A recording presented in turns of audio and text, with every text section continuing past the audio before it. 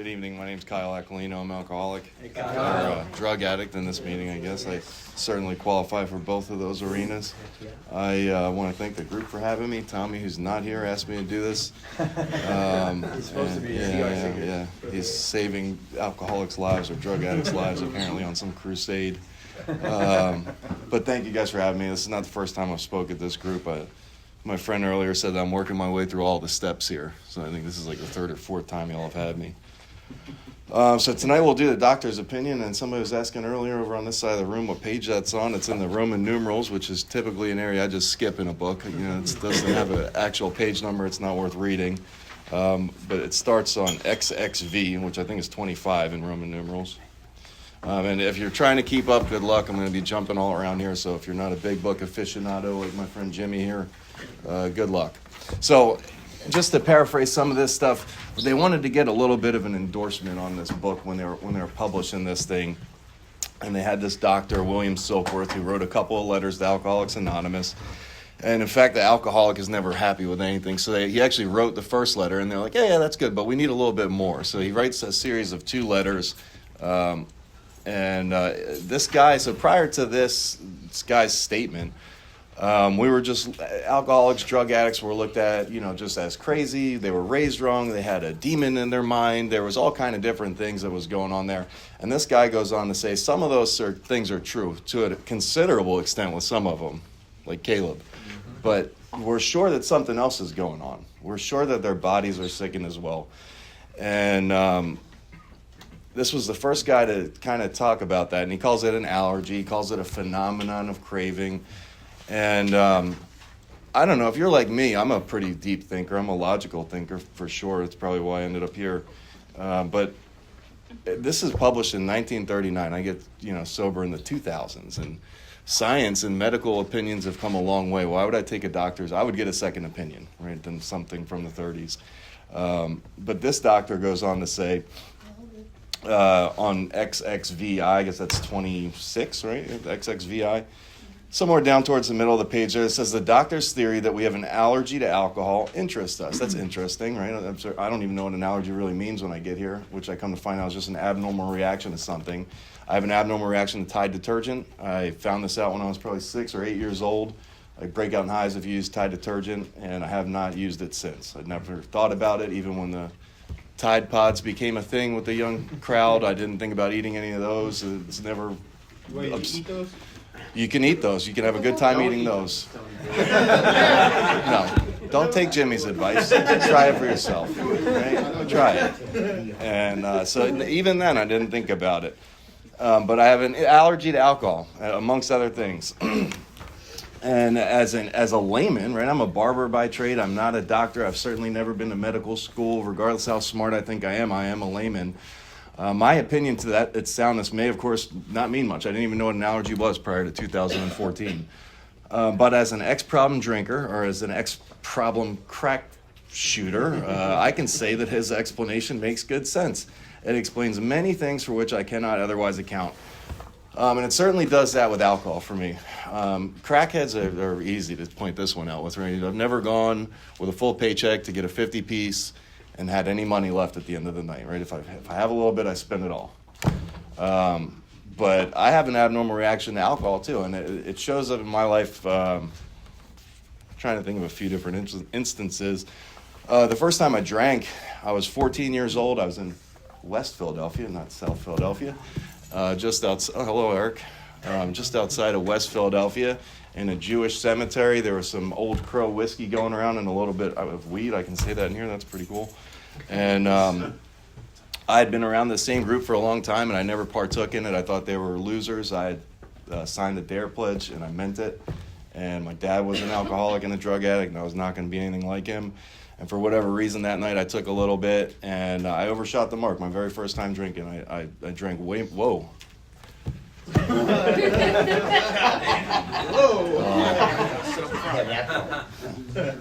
I drank way more than expected. I have a shadowy recollection of that night. I remember waking up the next morning, handcuffed to a hospital bed with a broken elbow and alcohol poisoning, pneumonia. I guess I passed out in some freezing rain or something. Oh, wow. And that was not the plan. I was just going to have a little bit of Old Crow whiskey and hang out with the guys that night. And I had overshot the mark then. And I can think of countless times in my life that I had started drinking or started doing something else with the idea of just having a couple and then gone on a complete hellacious run that I could not get off of. I can remember I would get paid bi-weekly at Stanley Steamer, which at that point in my life I thought was like a career. I didn't realize that was like a job, minimum wage job. And I would get paid bi-weekly, and I would spend the whole paycheck, and I would promise myself I'm not going to spend the paycheck next time.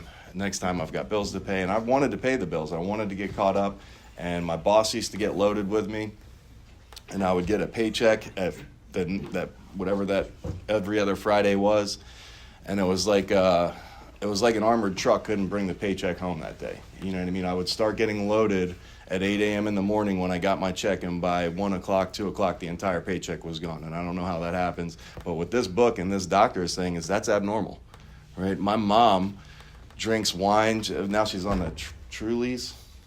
Those, she likes those now. So I guess I'll work that in there.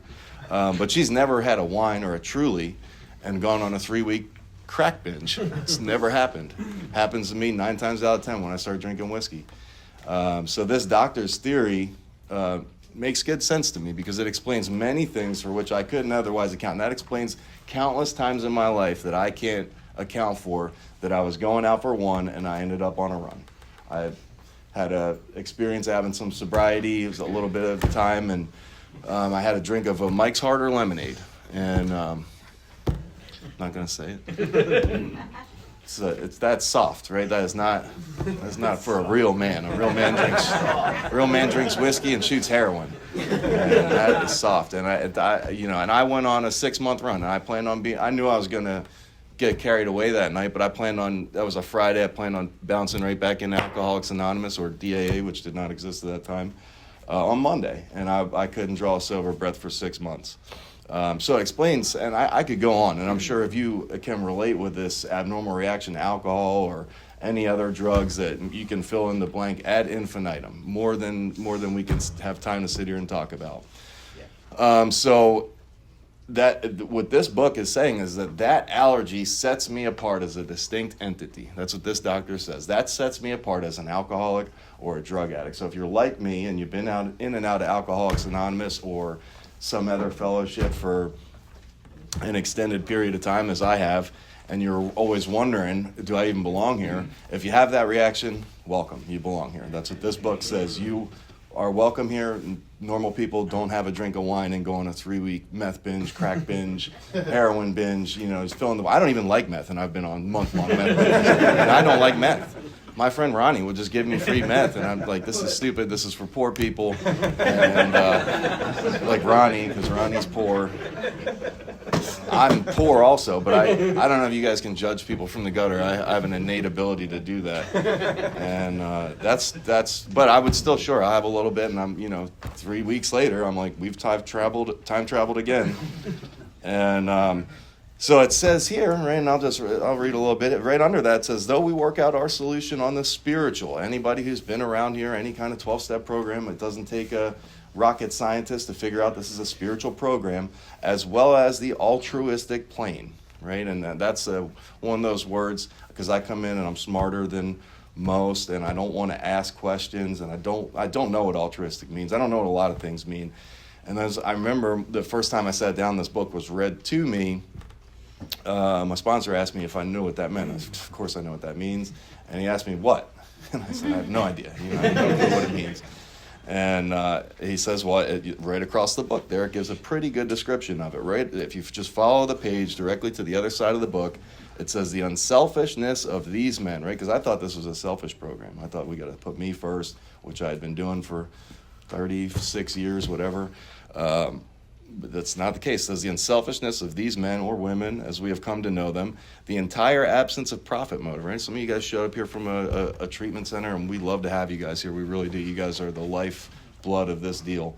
But I'm sure there's people that come into your treatment center. Those guys are not getting paid for this. Entire absence of profit motive and their community spirit. We love nothing more than to just be hanging out with each other, which is something I looked for my whole life. is indeed inspiring to, and this is the doctor speaking, of course, one who has labored long and wearily in this alcoholic field. So I'll skip over to, I guess, the vicious cycle, and then we'll kind of, oh, this is not my phone, but I'm going to see what the time is anyway. It's a hot mic. So on page 28, Roman numeral 28, look at that. Not bad for a crackhead.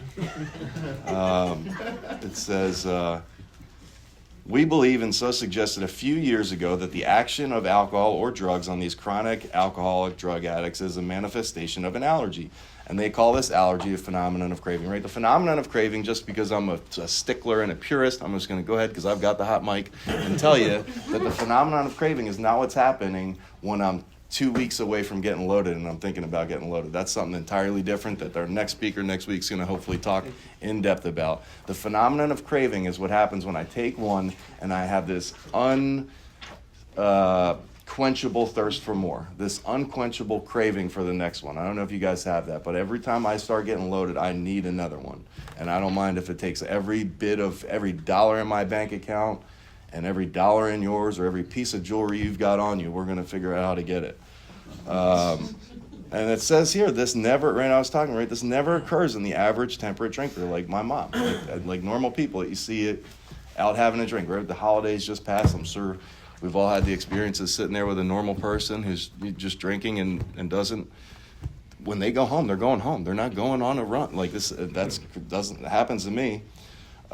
These allergic types can never safely use alcohol in any form at all, right? Not even a little bit of New Year's Eve crack smoking. Once having formed the habit, so these are some questions here. Have I found that I formed the habit and cannot break it? I don't know. Have I lost my self-confidence? I've lost my self-confidence years before I entered the doors of a 12-step program. I promise you that, doing just terrible, terrible things.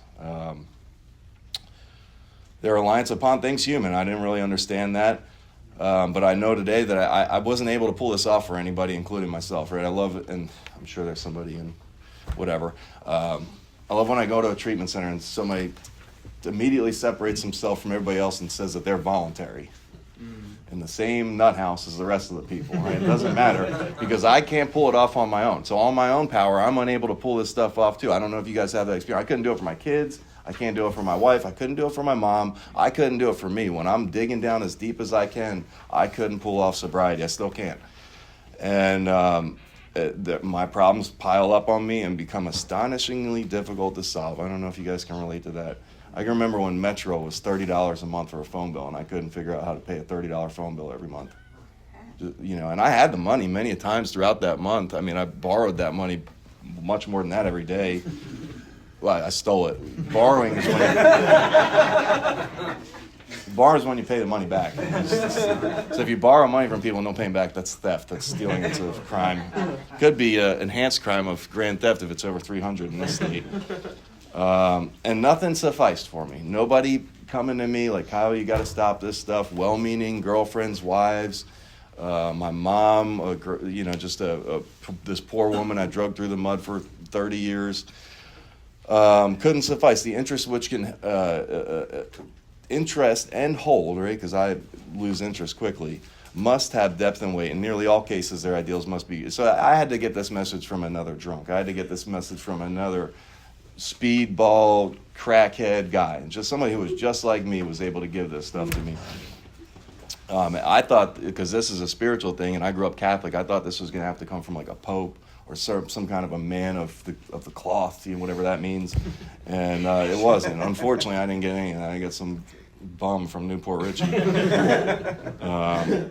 So down the bottom of that page, the last paragraph is the vicious cycle of alcoholism or drug addiction, whatever you want to call it here. So it says, men and women like myself drink essentially because they like the effect produced by alcohol. And I could relate to that the first time I read it. I always drank for effect. Every single time I got loaded for the effect. I never understood guys who had like the aged whiskey or something like that, and they would sip it with a cigar. Like anything I'm drinking that's strong like that, I'm chasing with a Dr. Pepper. I drink strictly for the effect. I certainly didn't shoot crack because I like the taste of vinegar. I did it because I liked the train that went through my head, and I would throw up, and it would be immediate psychosis, and I like running from people who are not chasing me. I did it for, right? More than anything, I did it because it took me out of me, right? Because crack, I'm not going to use crack because that didn't really do it. Heroin did it really good. Alcohol did it really good. They got me out of me, and they made me okay being me in the present moment, which is something I've never been, right? I've always wanted to be somewhere else. I've always wanted to be with someone else. I needed to make more money. This party's lame. We should go to another party. I remember I got jumped. I was on crutches, and I got jumped, and I'm leaving a party at 4:30 in the morning to go to another party. There's no other party starting at 4:30 in the morning. And I get jumped with like a couple ounces of Coke on me and some other nonsense that I had at the time, because I'm an idiot, but I'm always discontent. I'm never happy where I am. So that sensation of being just okay with being me is so elusive, right? Hard to capture, hard to get my hands on, hard to recreate, that while I admitted this injury, right, at first it was just a few beers. It just took a few beers. I remember, there she is. It just took a few beers. Like this took like somewhere between 3 and 6 beers. I remember going to my buddy Pat's, his mom's house because we were young. I would go in the bathroom, and I'd look at myself in the mirror, and I would get that like, poof, like, all right, we're back. We're in there, and that old determination, the wind would come back, and that was so hard to recapture. I don't know what it was, but while I admit that was injurious, I can't after a time differentiate the truth from the false. And for me, that looks like I don't realize that alcohol's not doing that for everybody else. Why would I? Why would I think that alcohol and heroin affects me different than it affects my mom or some normal person? I thought everybody had this life-changing spiritual experience when they started getting loaded. So that's the only life I knew. And to me, my alcoholic life seemed the only normal one. And it goes on to say what I was just talking about a little bit. I am restless, irritable, and discontented, sober. Right? And this was the first time that was put into words for me, that because I didn't know. I had no idea. I thought that my problem, and it was told to me many times that my problem is drinking, my problem is the drugs I'm doing, and this book is telling me, no, your problem is when you're sober, you hate your life. When I'm sober, I'm not comfortable in my own skin. When I, getting loaded, if I could stay loaded, I would not come here. I would be out there shooting a Dilaudid if I just had like a bathtub full of them. But even I would run out in shorter time than you can imagine. But if I could just stay loaded, I wouldn't come. My problem is I have to keep becoming sober. And every time I get sober, the consequences get worse. The things I did on the last run get a little bit worse. My health is now getting worse as I'm getting older. Everything seems to be getting worse. And I sober up to this restlessness, this irritability, and this discontentedness. I'm just not happy with anything. Nothing seems to be right in my life. I'm not comfortable being me. And it says here, unless I can again experience the sense of ease and comfort, right? And that's what that thing did for me. Ease and comfort, which comes at once by shooting a little bit of Dilaudid and crack in the bathroom of some gas station. Drinks, or, not so much crack, but drinks, which I see others take, like my mom, I said, with impunity. I see others do this stuff with no trouble at all. Believe it or not, I've been to treatment centers with people who don't belong here, right? They got in a little bit of trouble. They got physically dependent on some opiates, which does happen. If you do opiates for an extended period of time every day, you get physically dependent. That does not make you a drug addict. That just means you got physically dependent on something. Those guys can quit, go through the dope sickness, leave that treatment center, and still do a fucking Dilaudid intravenously once or twice a year and be just fine. I can't. I cannot do it. I will get dope sick, and I will tell myself the entire time I'm getting loaded, if I could just be done, get through this dope sickness, I'll be just fine. I just got to get through being sick. The sickness is terrible. Anybody who's been through it knows how it is. I don't need to explain it. It's awful. The cold sweats, the restless legs, the constant anxiety, it sucks. And if I could just get through that one more time, I'll never go back. And it seems like for me, and my friend Chris says it all the time, it's like the second that starts to fade a little bit, I'm on another run. And that doesn't make sense. This doctor is explaining it. So after I succumb to that desire, as I always do, as so many do, and the phenomenon of craving develops, right, this allergy clicks off again, I go through the well-known stages of a spree, another 2-3 week run where at the end of it I haven't slept for the last 6 days, and anybody knows that life, around day 3 it starts getting real fucking scary. Right? So with a firm emerging remorseful, anybody emerge remorseful after these runs? I do it every week. Every single week I do this. With a firm resolution not to drink again. I'm not doing this no more. And then this time I mean business. It says here, this is repeated over and over. And over, and over, and over, and over. I don't know how old some of you guys are. Some of y'all look older than others. Some of y'all look older than me. I've been doing this shit a long time. And I get it. I get it, because this is a story of my life right here. And what happens for me is I come out of that spree remorseful. I can't believe I did that. I'm so sorry. I'm beating myself up. I hate myself, with a firm resolution not to do this again. And what happens is over the next couple of days, I go back to the page before. I become restless, irritable, and discontented sober. Sober, I become so uncomfortable in my own skin that I need that relief that I once found in somewhere between 3 and 6 Bud Lights. And I can't recreate it. There's another chapter later in this book that talks about one more attempt and one more failure. And that's the story of my life. And it says, unless this person can experience an entire psychic change. So if you're related to any of that, or all of that, all you need, no big deal, is an entire psychic change. The entire way you think needs to change. So good luck, guys. Right? And that's all I need. That's it. No big deal. So unless this person can experience an entire psychic change, there's very little. And in my case, and most of the cases I've seen, there's no hope of my recovery. Zero hope. And then it says, luckily, right? Thank God Bill doesn't leave us there. Bill wrote this book. So it says, on the other hand, and strange as this may seem to people who don't understand, as strange as this may seem to people who don't understand, once a psychic change has occurred, the very same person who seemed doomed, who had so many problems he despaired of ever solving them, suddenly, like a $30 Metro bill, suddenly finds himself easily able to control his desire for alcohol. The only effort necessary is being that he's required to follow a few simple rules. And you can write, if you own your own book, you can write the 12 steps right next to that. Don't write on Jeremy's books or this group's books.